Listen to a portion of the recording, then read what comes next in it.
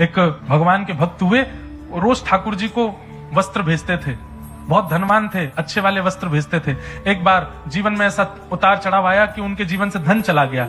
अब वस्त्र भेजना था, वस्त्र भेजने के लिए पैसे थे नहीं, तो सामान्य सा वस्त्र भेज दिया।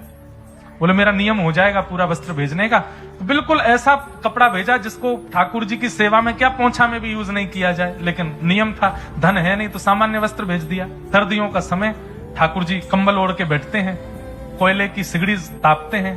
ठाकुर जी को रात्रि में शयन करा करके गुसाई जी गए, सुबह मंगला में आकर के देखा तो ठाकुर जी की कटकटी चल रही है, दांत जोर जोर से ऐसे ठाकुर जी कांप रहे हैं। एक दिन पहले ही जो सामग्रियां आई थी उनमें वो वस्त्र भी आया था, तो उस वस्त्र को देख करके नीचे जो सेवक आदि थे उन्होंने कहा अरे ये वस्त्र तो पोंछा के लायक भी नहीं है, इसको ऐसे बाहर कर दो, किसी और को दे देंगे, ठाकुर जी की सेवा में क्या प्रयोग करें। वो वस्त्र बाहर कर रखा था।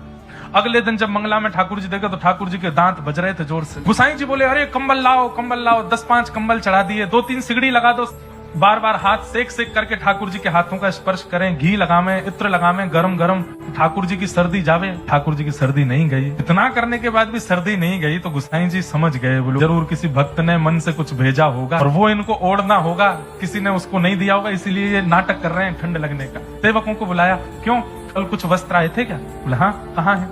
सब दिखाए। बोले इनमें से कुछ हटा दिए थे? हाँ, 1-2 कपड़े थे वो ज्यादा बढ़िया ठाकुर जी के योग्य नहीं थे, वो बाहर के। बोले वो कहाँ है?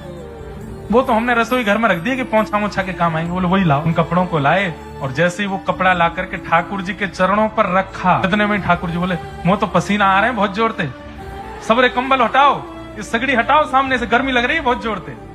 क्यों? ठाकुर जी को सर्दी नहीं लगती, ठाकुर जी को गर्मी नहीं लगती, ठाकुर जी को प्रेम लगता है, ठाकुर जी को भाव लगता है, ठाकुर जी को भूख नहीं लगती। उनको आप पवाओगे, आप खिला सकते हो उनको?